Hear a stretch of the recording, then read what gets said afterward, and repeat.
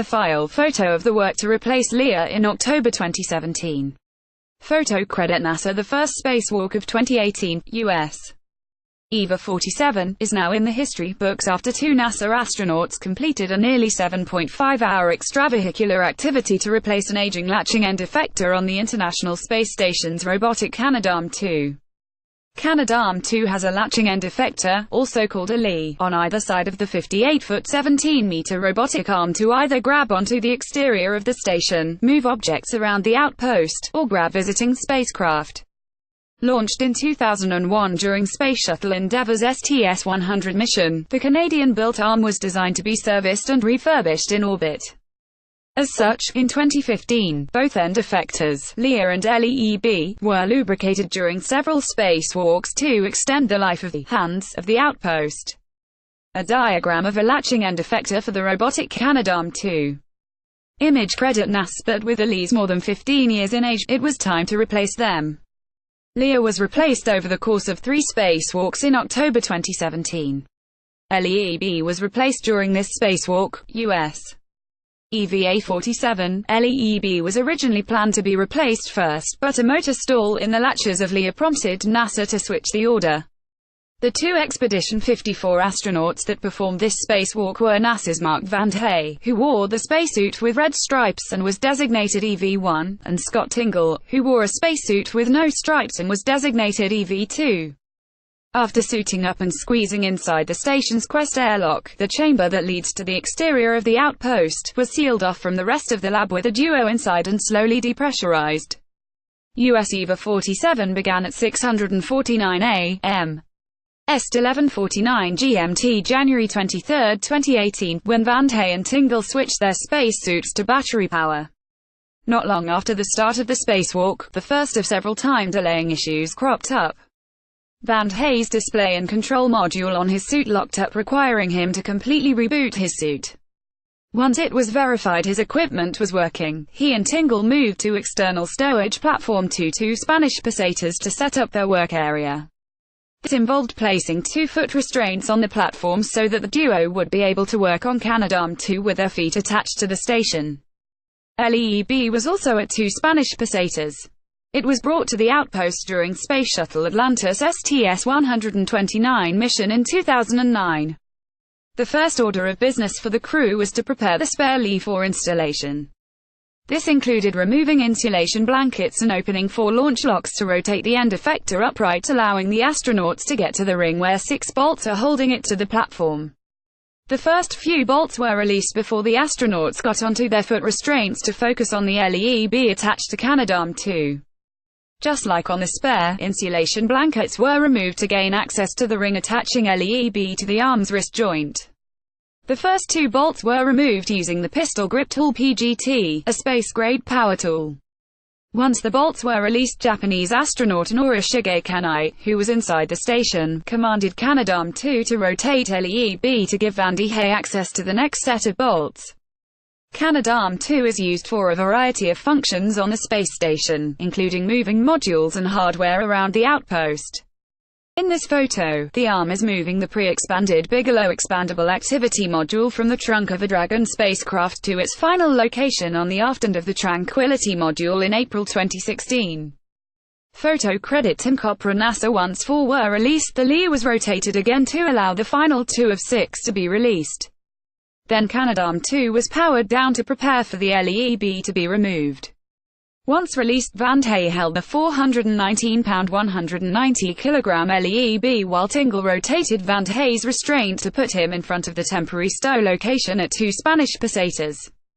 4 of 6 bolts were attached to secure LEEB on 2 Spanish pesetas until the next spacewalk, where it will be relocated to the mobile base system. With the spare LE and LEEB side by side, the duo worked to remove a guidance camera from the old LE and attach it to the new LE. Once that was completed, the 3 remaining bolts on the new LE were detached and Van Hey grabbed onto the now released end effector. Tingle again rotated Van Hey's restraint to push him, and the new LE, back to Canadarm2. NASA astronaut Joe Acaba works to fit-check Scott Tingle's spacesuit before U.S. EVA 47. Photo credit NASA. In a reverse fashion, the duo worked methodically to attach the new LE. However, difficult access to the 6 bolts caused the timeline to slip even more. Once the end effector was attached, all the bolts were manually started and tightened by the PGT. It was then time to power Canadarm2 back up.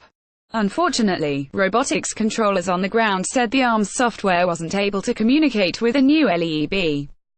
This necessitated the crew to cycle the mechanism that pushes electrical and data connectors in the LE2 attached to ports in the wrist portion of the arm, according to Spaceflight 101. The spaceflight version of unplugging and plugging a device back in worked. Once the arm was powered back on, ground controllers confirmed all was operating well and the new LEEB was in a healthy condition.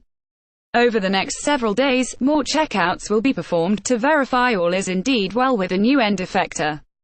With the initial indication that the arm was installed correctly, the spacewalking astronauts continued to tighten the bolts and replace the insulation blankets. By this time, the duo was more than an hour behind the planned timeline. As such, no get-ahead tasks were performed and the crew was directed to clean up their workspace and return to the airlock. Once the spacewalking duo was back inside Quest, the hatch was closed. US EVA 47 officially ended at 2:13 p.m. S1913 GMT when the airlock began repressurizing. Once the lock pressure was the same as the station's interior, the interior hatch was opened. Van Hey and Tingle were then helped out of their suits by Kenai and NASA astronaut Joe Akaba. This was the 206th spacewalk in support of space station assembly and maintenance, according to NASA. The agency said spacewalkers have now spent a total of 53 days, 13 hours, and 49 minutes working outside the space station since 1998. The 7-hour, 24-minute U.S. EVA 47 was Van Hay's third extravehicular activity of his career and the first for Tingle. One more spacewalk is required in this series to completely finish the job of replacing the end effector. The old LEEB still needs to be stowed onto the mobile base system where it will remain as an emergency on-orbit spare, if needed. The old Leia, which was replaced during the trio of October 2017 spacewalks, will eventually be returned to Earth via a future SpaceX Dragon capsule for inspection and refurbishment, according to NASA. Video courtesy of NASA-tagged Canadarm2 Expedition 54 International Space Station Laid Stories NASA US. EVA 47 Derek Richardson has a degree in mass media, with an emphasis in contemporary journalism, from Washburn University in Topeka, Kansas. While at Washburn, he was the managing editor of the student-run newspaper, the Washburn Review. He also has a blog about the International Space Station, called Orbital Velocity. He met with members of the Spaceflight Insider team during the flight of a United Launch Alliance Atlas V551 rocket with the MUOS-4 satellite. Richardson joined our team shortly thereafter.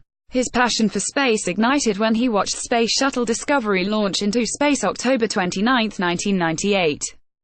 Today, this further has accelerated toward orbit and shows no signs of slowing down.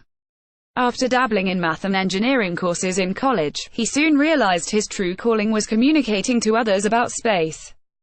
Since joining Spaceflight Insider in 2015, Richardson has worked to increase the quality of our content, eventually becoming our managing editor. A space writer.